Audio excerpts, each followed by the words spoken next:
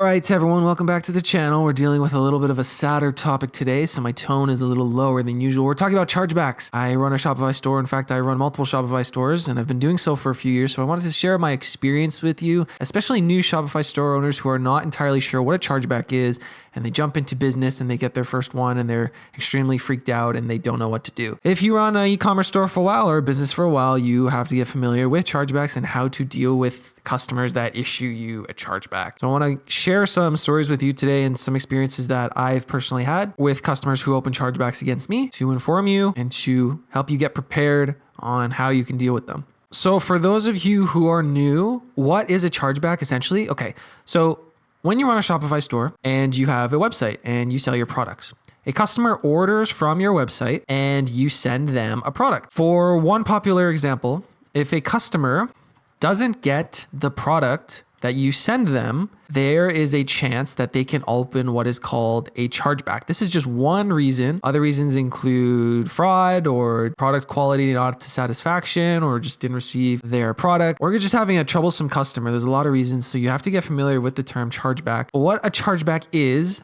and what the process is a card holder contacts their bank to dispute the charge. So the customer, the card holder, buys something on their credit card, and this credit card is associated with a bank. So the customer goes to their bank to dispute this charge. They were charged for an item, for example, they didn't get it. We're going to dispute this. I don't want to pay for this. I didn't get my order. So then the bank contacts the merchant, you, merchant, the store, right? This is your store, saying that the customer, the card holder, has opened a chargeback against your store because they didn't get their product, as just one example. This is kind of what it will look like on your order page in your Shopify admin. Shopify just recently did a lot of new cosmetic features, but essentially it looks like this. The customer has opened a chargeback totaling a $37.15 in this example that I found. So there's a lot of important information on the screen, so stay with me here for just a second. So it'll say, you have until this date to submit evidence, I'll talk about that in a sec, and dispute the chargeback, I'll talk about that in a sec.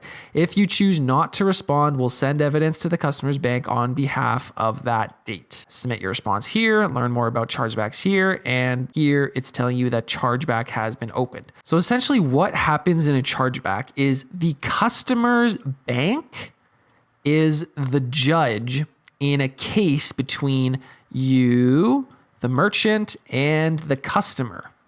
One side is the customer, I didn't get my order, I want a refund. One side is you, the merchant, saying, yes, we did send it, he has it, we're not refunding his order, this is not legitimate. So then what happens is the customer submits their evidence to the judge, the bank, and you also submit your evidence that you sent the product and there's no problems with the order to the judge, the bank. This is why the notice that is left in your Shopify orders tab says you have, usually I think it's like 3 weeks or 4 weeks or maybe a month, 3 weeks, 4 weeks. It's not like a day or two, but it always tells you you have a certain date to submit evidence to dispute the chargeback. Now, I'll tell you from my personal experience, I've had a few chargebacks on multiple of my store, and I have found the results can be about 50-50, I would say.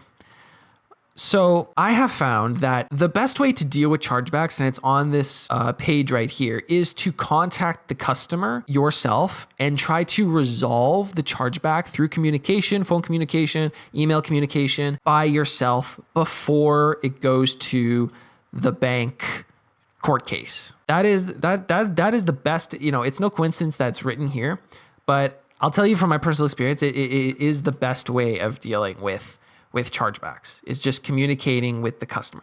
A lot of the time, it's just miscommunication. For example, here's the first story I'll tell you, is that I once had a store that had a product on it that was in pre-release. It was very, very clear that this is a pre-release item. We're just trying to understand what kind of market this is for, how much we have to produce. And if you buy this, it's a pre-sale.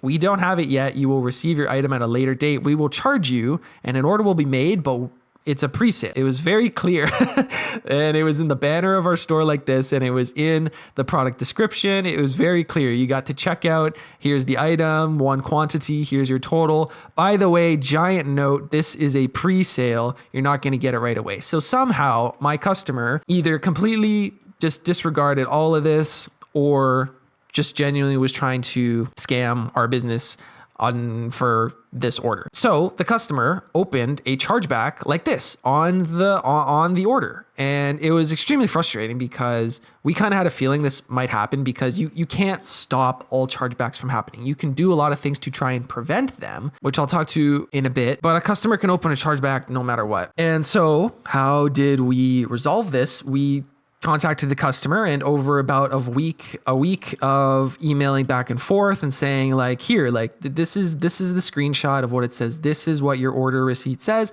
It says right here, this is a pre-release item. Like, do you want the item still or not want the item? Because we didn't, in this case, it was an interesting case because we never actually sent the item. So it's not like our business lost money because we didn't send the item because it was a pre-release. So we were just contacting him saying like, do you want us to just refund it? There's no need for a chargeback. Like we can resolve this ourselves, but it's very clear in your order. It says this is a pre-release. You're not going to get it until like this date. But if you want to cancel the order, we can just refund you the order and you don't have to worry about going through the bank and this chargeback and this whole thing. Because it's not ideal for the customer, but the customer might feel like there's no other option. So just having a good support page and ways for customers to contact you is really important in e-commerce, I found. So at the end of about a week of going back and forth with emails with the customer, we resolved the issue. The customer actually said they wanted a refund, and we were like, all right, let's just refund the order. And then the customer changed his mind and was like, okay, you know what? I'll keep my order. I still want the product. It's in pre-release. I understand like what's happening now. I'll contact my bank and I'll drop the chargeback, essentially is what happened. Very, very concerning and very, very scary. But again, if you ever get a chargeback, I definitely recommend that the number one way to resolve these things is to have open communication lines with the customer, not accusatory, not angry, just under the impression that maybe someone made a mistake somewhere. Let's handle this calmly, effectively. It'll be good for both ends. The reason why I think it's extremely important to resolve these chargeback issues by contacting the customer yourself and dealing with yourself is because this is actually true. The review process from the bank or the credit card company can take up to 65 to 75 days. You're talking 2.5 months. So, I mean, if you have very high value items and you're waiting 2.5 months for one order to get resolved, that can cause a lot of problems. Even if you have like a shop with a bunch of small items, or you're just getting started and this is your first order and you have this all clogged up for this amount of time, there's no way. It's kind of crazy. In fact, it can go longer than this. It can go shorter than this. Oh yeah, as it says, in a few cases, the review can take longer than 75 days. This is true. I've had ones definitely shorter than 65 days and definitely longer than 75 days. I think it all depends on the bank and the whole process. Now, also important to note with a chargeback is that when a chargeback is issued by your customer, the bank will send you a chargeback fee. There's a good list, depending on your country, of what the chargeback fee is. And most of the time, except for France, if the chargeback is won in your favor, the fee is refunded by the bank or by Shopify. But that is after the 65, 75 days, and the judge, being the bank in this case, rules that the chargeback is in favor of you, the merchant. Now, I will say the majority of chargebacks that I've had that have gone to the bank have ruled in favor of the customer, unfortunately. This is why another reason that the best way to resolve open chargebacks from customers is with communication. If you contact your customer, politely and positively, not saying, why the hell did you do this to me? This is terrible. Like, how could you do this? Calmly, politely, your brand is on the line, your business is on the line. They could easily write you a very negative review that could ruin your social proof if you handle these chargebacks in negative ways. But if you contact the customer and you show this was shipped on this date, this is the tracking number of the label, this is the tracking from the company, from USPS or whatever you use, and this is the picture of it arriving at your door. The item was shipped, charged, processed, and delivered to your door. This is the evidence that will go to the bank if you want to continue this process and have the funds eaten up for this amount of time, or we can handle this by ourselves, but there's no issue on our side. And just communicating kind of that sort of factual way in my opinion and in my experience, is a lot easier to do than going to the bank. Because again, you have 3 weeks to submit your evidence in your chargeback. And then if it finally goes to chargeback and takes 65, 75 or more days, I mean, come on, that's like 4 months just dealing with one customer and one order all the time. In my opinion, we have other things to worry about than chargebacks, but we also want to protect our business and do everything we can to prevent these chargebacks from these customers. This is a good list further down this article of all the different reasons a chargeback can be opened, whether the order was fraudulent or was not recognized or it was a duplicate, subscription was canceled, the product was not received. This one is extremely popular, product not received, the credit card was not processed, and then general. Another experience I had when I was working with one of my other stores was that somebody ordered a product from our store and they claimed they also never received it. And so again, we can see that a chargeback was opened by the customer on this order, and we can see this in our order tab in Shopify. And so again, we went about our normal process when dealing with chargebacks and inquiries, and we started opening communication in all different forms we can, and we were not getting a response at all from this customer. So we were just getting annoyed. Then, like a week later, we got a big, long PDF, I think of about like 10 pages from this customer's legal representation. Like this wasn't, it looked official enough that it was definitely like no doubt an actual legal representation draft document that they sent to us in regards to this order that was not received. And whenever you get like a legal notice, it can be extremely terrifying. But again, how did we resolve this? We kept communication with the customer open, because in this legal notice, they provided the contact information for their legal representative and their phone number and their fax number, their email. And then they, listed the information of the client and how to get in touch with them. And so we just continued to open as much calm, professional communication towards their legal representation and the customer as possible. And then after about 2 weeks, the chargeback was dropped because the order was sent, the order was shipped, it was tracked, and there were no issues. There was really no case that they provided against us. And we don't really know how this went about. Like, so again, contacting the customer and keeping professional lines of communication is extremely important when it comes to chargeback. Other ways that you can just resolve a chargeback if it's not a big deal for you, it's not a large product. Sometimes you will just have to eat profits a little bit to keep customers happy, keep negative reviews to a minimum, and just to move on. Some of these things can get so bottled up that it can go on for months and months and months. We just don't have time to do that. We're running a business. We have a lot of other things that we got to worry about. So some things you can do is you can accept the chargeback. You can issue a refund in partial or in full. And that will also usually just end the whole dispute. Of course, there are many ways that you can prevent fraud, prevent chargebacks, and prevent problematic customers. One of the ways you can do that is by installing the Fraud Filter app. It's a free app made and developed by Shopify, available on the Shopify App Store to anyone.